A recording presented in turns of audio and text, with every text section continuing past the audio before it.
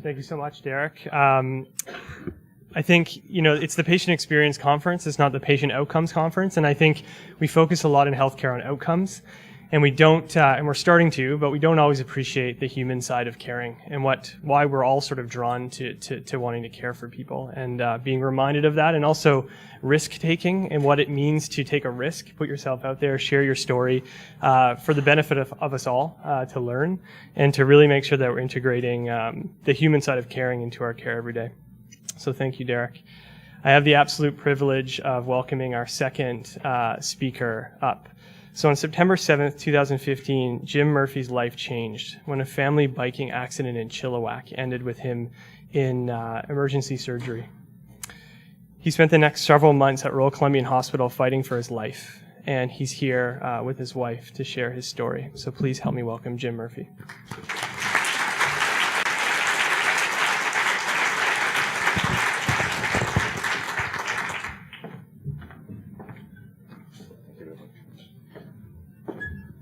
Imagine that you've been spending your whole night at the hospital alongside one of the strongest men you'll ever know, battling cancer, not knowing when he's going to take his next breath. He begs me to go home. He's that kind of man. He's strong. He begs me to go home. So I say my goodbyes, leave, go home, load my truck up with snacks, bikes, 5 children, and we head off to the local bike park. 3 hours later, I'm in the same hospital fighting for my own life. Good afternoon, or good morning, ladies and gentlemen. My name is Jim Murphy, as Josh has said. On September 7th, 2015, I took my family to the local bike park to enjoy a summer afternoon in the sun, and unfortunately my outing turned very tragic, and that's why I'm here today speaking to you. I'd like to thank you all for having me here today and share my experience and my medical journey. I'd also like to take this time and thank Lorna Jensen and Josh Meyer for having me here today.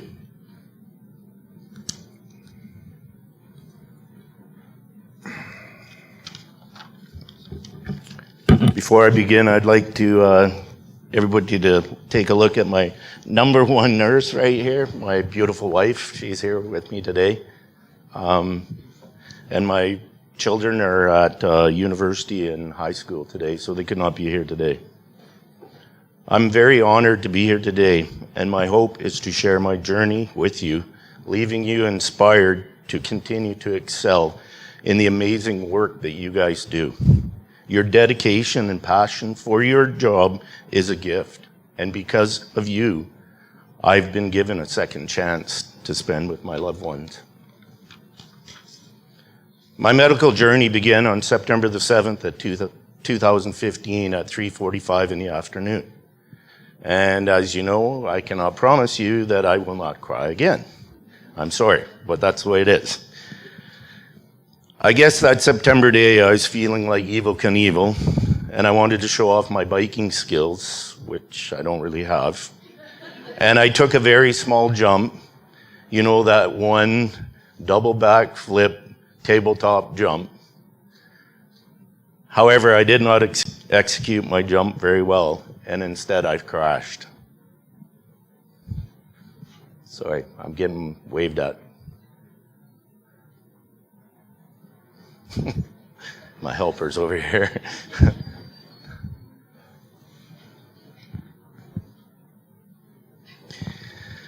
My memories are very vague, and for most part, I really have memories of the accident at all. That is where I will rely on my love of my life, my number one nurse, or from what I've been told, my front spokes gave out on my bike, and I crashed. The handlebars impaled my abdomen, severing my renal artery. I had a head injury, but luckily I was wearing a helmet.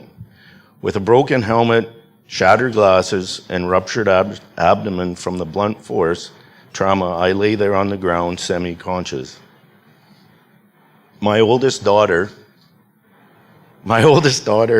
had witnessed the fall, and when she saw that I didn't get up, she called for my wife. From there,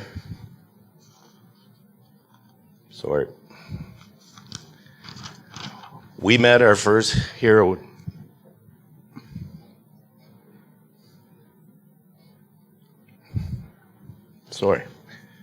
Danielle. I don't think she's here today. Is Danielle here today? No. A Chilliwack nurse who was with her family enjoying that same beautiful summer day. Danielle was able to assess me while keeping my children assured as Lori called 911.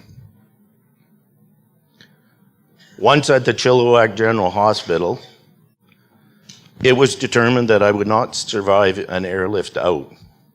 Lori had made the difficult decision to have the doctors operate and remove my left kidney.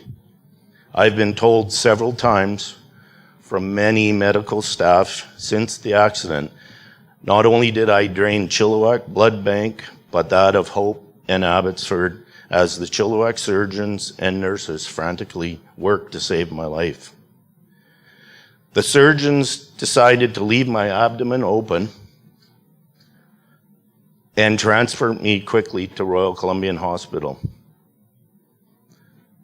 The Chilliwack Hospital had hoped to airlift me after the emergency surgery, but Murphy's Law played its cards and the helicopter was broke down. My wife took action and asked the medical staff what was the delay. After explaining the situation, Lori turned to the ambulance driver and asked they transport me by ground. Lori has told me the ambulance attendant's response was, "I got this." This is a saying that I had told her many times in our marriage, and she would say to you all today that she knew in her heart that I would make the 41-minute trip to Royal Columbian Hospital. It is my understanding that Chilliwack General Hospital sent not only 2 nurses, a respiratory therapist, but also a doctor on that life-threatening ride to Royal Columbian. Is there somebody here? Yeah. Can you please stand up just for a second? You guys are one of the reasons why I'm here. Thank you.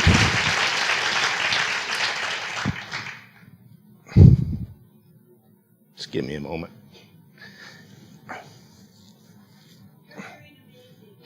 Thank you. I arrived at Royal Columbian Hospital at 1 a.m. September the 8th and went straight to ICU, where I remained for the next 45 days. The list of complications were grave, as you can imagine, extremely long.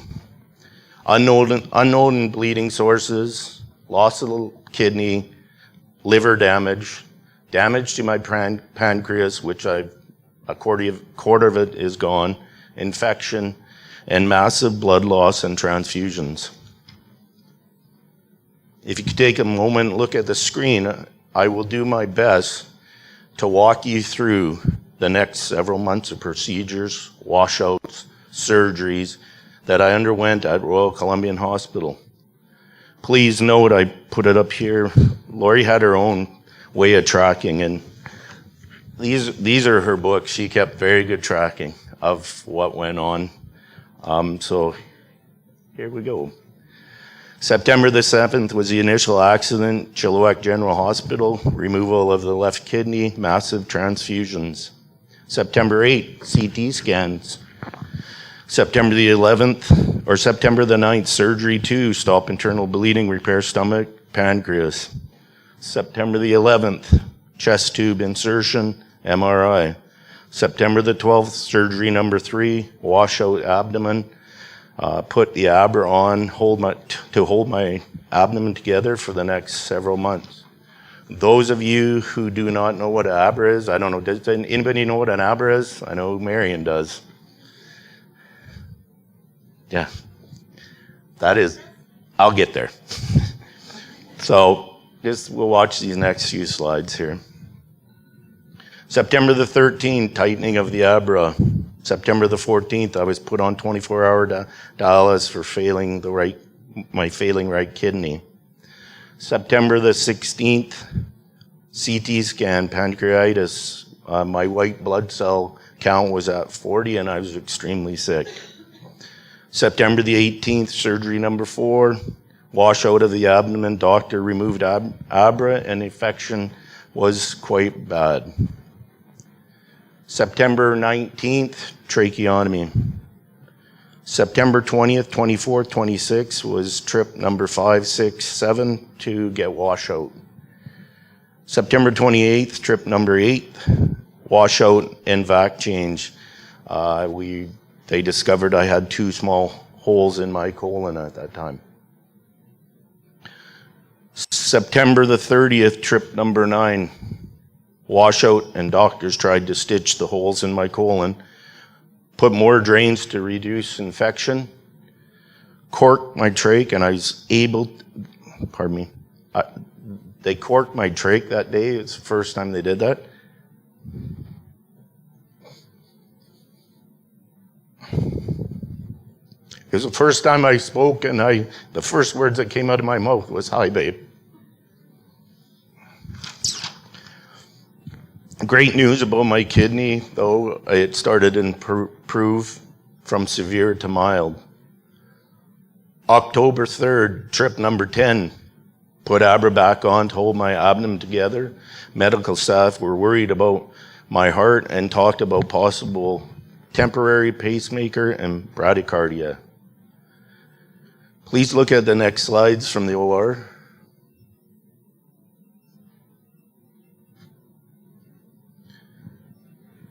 October the 5th, first visit outside with my wife, her brother, and my 2 sisters. We had a nurse at the hospital, Royal Columbian, Dave. We called him Super Dave. Took him like 4 hours to get me outside. We were outside for like 5 minutes. And he packed me back up and took me back in. He's an amazing man. Amazing man. October the 6th, surgery number 11, washout and still having heart issues. October 7th, surgery number 12, temporary pacemaker inserted. October 13th, another chest tube due to large fuel buildup, liver enzymes up, white blood cell count up again. October 14th, trip 13th and 14 for washouts. On the 14th, semi-permanent pacemaker was put in because I was having heart problems.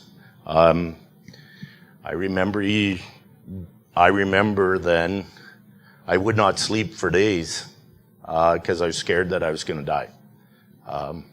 My heart, as soon as I fell asleep, would quit pumping. So I'll never forget, is it Dr. Fava? No, forget his name. He was standing at the end of the bed and there's a bunch of you there around there.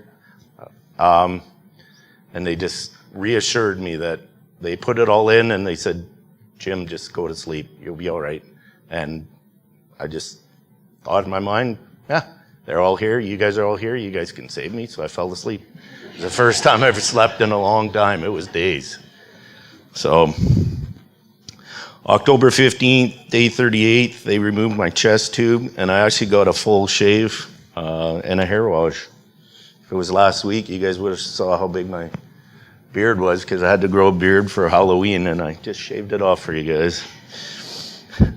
October the 16th, I went outside again. October the 18th was trip number 15 to the OR, washout and had a drain insertion put in. October 22nd, day number 45, I was moved from ICU to HAU. October 23rd, trip 16, washout. 24th, I actually got my first haircut. You guys are going to go, what hair, right? Sorry, I did have some hair then. October 25th was trip number 17th for a washout. October 28th,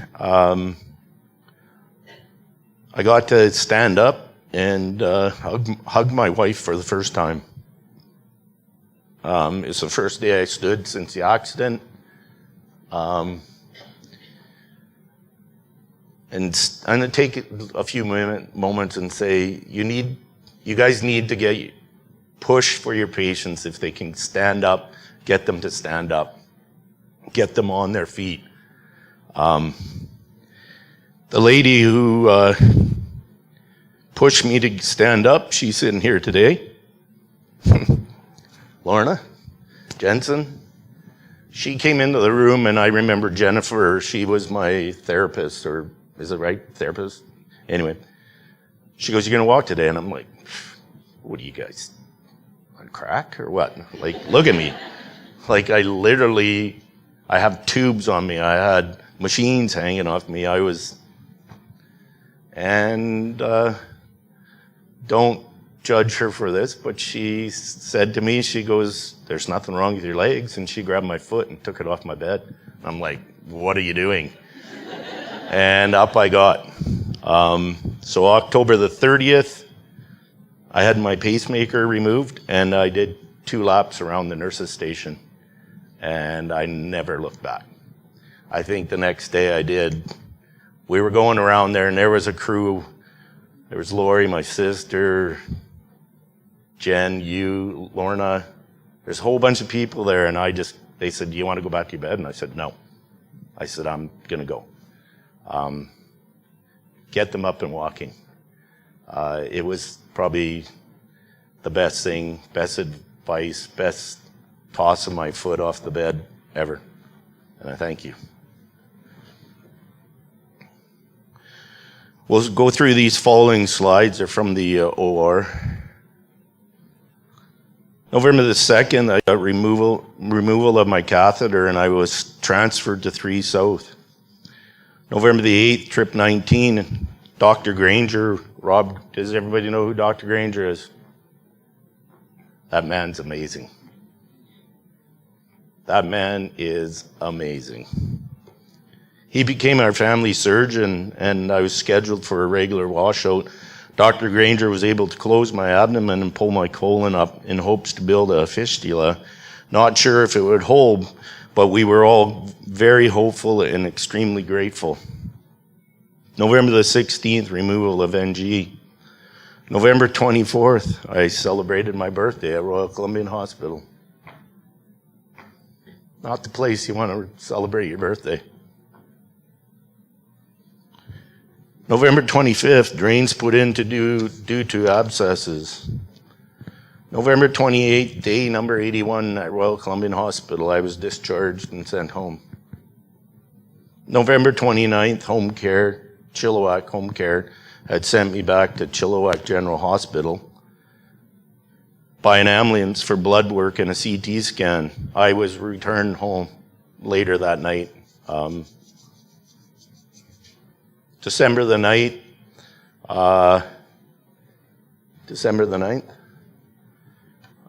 my wound split open, and I went stat back to Royal Columbian Hospital, then straight back to 3 South. Derek, I understand about plastic bags. We didn't call an ambulance. Somebody came in, and we put plastic garbage bags on their seat, and it was a quick trip to Royal Columbian. Very quick. She got new tires out of the deal, because as I was riding there, I said, "Your tires are no good in your car. Like, what is going on?" As I'm literally, it's coming out. December 21st, I was discharged and returned home for 4 days before Christmas, right? It was day 103 of the accident. December 26th, I returned straight back to 3 South for an overnight stay and some wound care. February the 3rd, 2016. I went back to Royal Columbian for a rad colon enema. July 7th, 2016, I had a colostomy done. November the 1st, 2016, I had surgery number 20, and they closed my abdomen and gave me a colostomy, and I was returned home 6 days later. This goes back to telling Rob Granger said I'd be in the hospital for 2 weeks. And I said, I'm not going to be in this hospital for 2 weeks. And you got to get the person up and walking. As soon as I got up, I don't know, was that the second day I was up walking? I just was determined to get out of there. Not that I didn't want to see you. I just wanted to be out of there. And I knew from experience if I got up and started walking that I could do it. March 14th, 2017, it was my 21st and last surgery since the accident. I had a colostomy reversal and I was sent home 4 days later.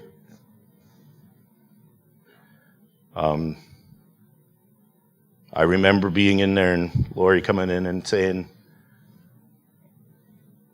are you in pain? I said, a little bit. And she goes, so what did you take? I said, well, I took a morphine and I took a Tylenol 3 and I took something else. And she goes, oh, today? I said, no. That was for the 4 days I've been here. And she goes, what are you doing? I says, I want out of here and I want off this stuff. Please take a look at my final pictures from the OR.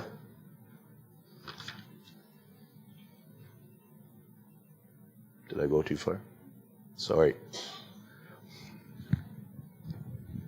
I just want to share with you some memories and stuff from the operating room, PACU, and ICU.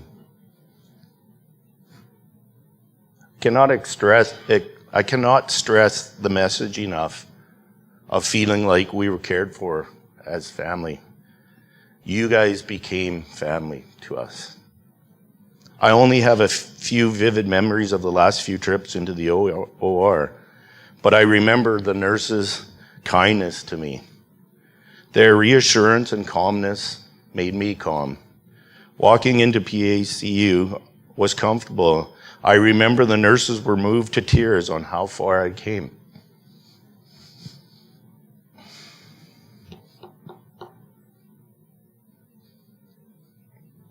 They had how far I came medically and rejoiced with me how well I've recovered.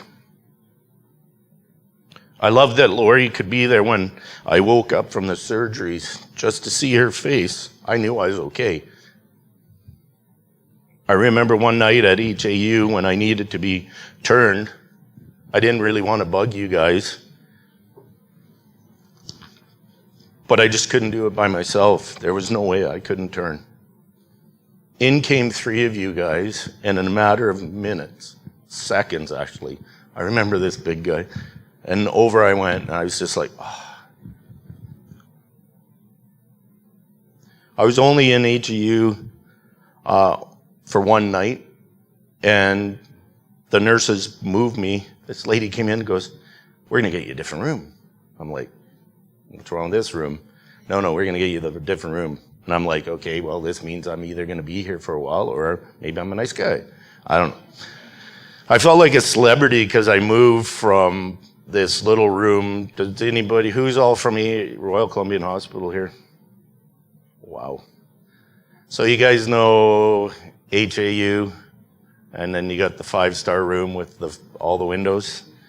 That became Jim Murphy's room for a while. 3 South became my new home for months, and it was where I had most of my memories. Everyone was always there when I needed them. Many times I was told that I didn't use the button enough, and my response was I just didn't want to pest you guys. You guys became my family for months. Not only to me, you became my family's family. Royal Columbian Hospital is not an institution. It was our home.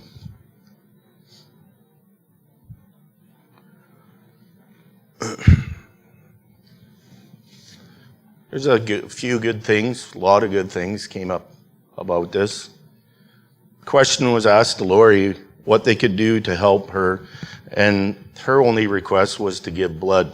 Knowing that I used so much from Chilliwack, Hope, RCH, Abbotsford, hundreds of people donated blood to the Red Cross, some for the very first time. And there's my mother-in-law and my daughter donating blood for their first time. Our community came together, and it brought our families closer together. We made friends with other patients, and we've remained friends with them to date. A donation was given of $100 to our family, and we were told to use that in the hospital to our sorry. We used the money to celebrate my 46th birthday. And we ran around with 24 dozen cupcakes, and we handed them out to the ICU, HAU, General Surgery, 3 South. We ran into Dr. Granger. He took a whole dozen. And the OR staff and the housekeeping staff. I was at Royal Columbian Hospital a little while ago, maybe a month, 2 months ago. And that lady, I don't even know her name. I just know her. And as soon as I walked around the corner, I went, housekeeping. Because she would come in the room every day and go, housekeeping. Team Jimmy was formed by my brother-in-law.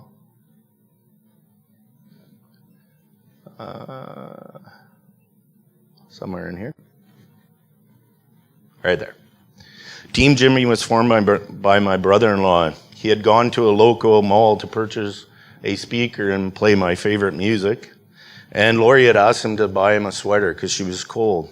He came back with Team Jimmy's sweatshirts, one for each of my sisters, my mom, himself, and Lori. From there, the support from family and friends at home escalated quickly. My sister had printed out Team Jimmy stickers, and I would hand them out to the nurses to join my team. I said, hey, you want a sticker? What else am I going to do here?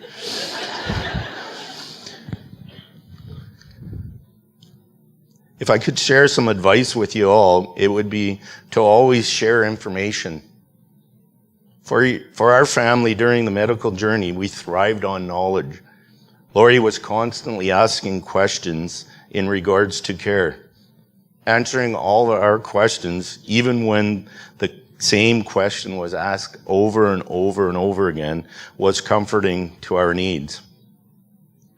We felt like we were part of the healing process. For Lori, as you see the books, she gathered information constantly from you guys.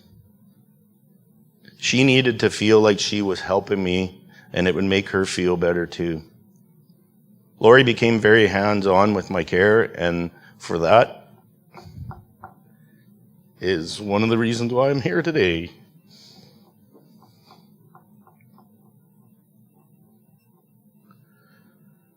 I would remain calm from the sounds of my family's voices and have been told that my vital signs would improve when my family was by my side. I was told by Lorna that, Lorna calls Lori the Jimmy Whisperer. As Lori would whisper in my ears and start talking to me, and my vital signs would drop back down. Lori has often expressed to me how grateful she was to the nursing staff at Royal Columbian Hospital for their patience. For Lori, the nurses became her family. She spent every day of the 45 days in ICU by my side. Never leaving, with her brother and my 2 sisters, they shared stories about sweet memories of me, thinking that the nurses could understand who I am, the values I have, and my strengths and weaknesses. The nurses could care for me as if they knew me my whole life. take the time and learn about the patient and spend the time with the family. Bonding with the families while their loved ones fight for their lives can bring you closer to the patient. Listen to my family share the stories of who I am while unconscious gives you the ability to connect with me, knowing the values, beliefs, behaviors can help with the care of the patient.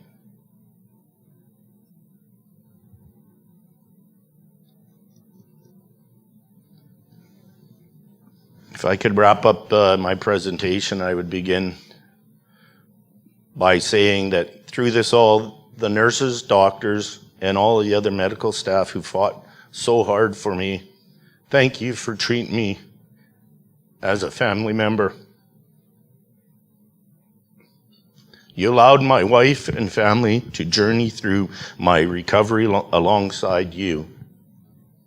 As you work so diligently, professionally, and with so much compassion, I was able to recover and go back home with my clicker thing.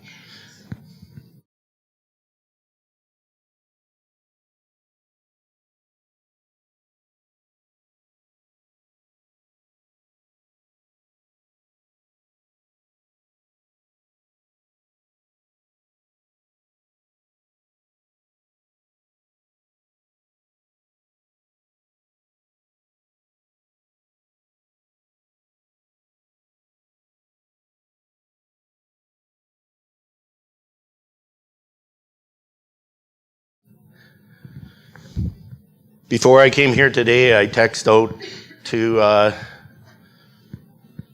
my number 2 nurse, Lorna, and said, we talked about it, we chatted, and I just said, thanks for being such a major part of this journey. Helping me get to where I am today was a lot to do with her. Just like many of you experience caring for so many injured and sick patients, you must know that in a patient's eyes, you guys are all the hero. Remember to communicate with your patients and connect with them. Please leave here today knowing that God shines through all of you. Remind yourself that yes, you are that good, because you are. I'm proof that you guys are all that good. Let your loved ones know that you love them and how much you mean to them. Because one day you could be at a bike park with your family, and the next second you'll be fighting for your life. Thank you very much.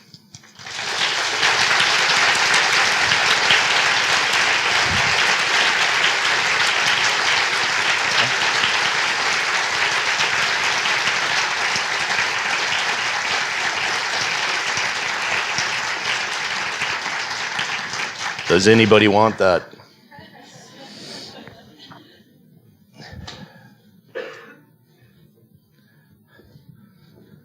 If I hit you, I'm sorry. So you made me cry too, but Sorry. I just wanted to thank you Thank you. for reminding me why I'm here and what's important. It's very important. You guys got to know that you guys are a huge part of why I'm standing here, day in, day out. Marion, can you stand up for a second? This lady fought for me so much. And I remember one day they were standing. Who was beside her? And they just know. They were changing my dressings and I was in so much pain. They just both threw up their hands and said, we got to stop. And then they did the extra mile and then they kept going. Jimmy, can you do it? I said, let's do this. Thank you so much.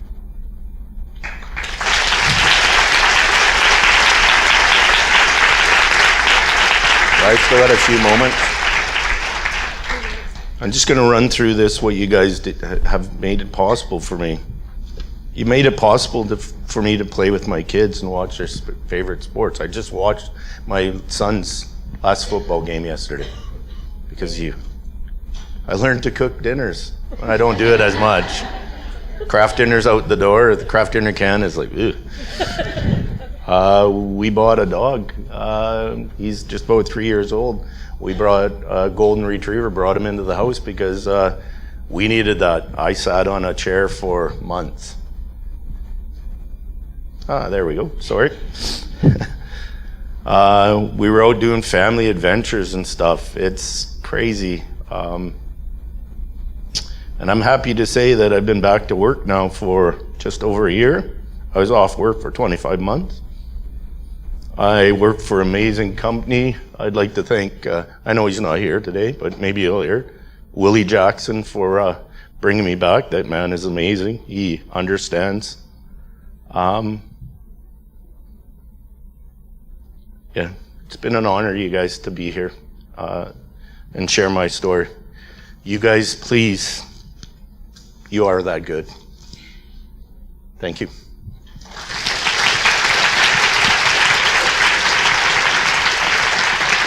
Thank you.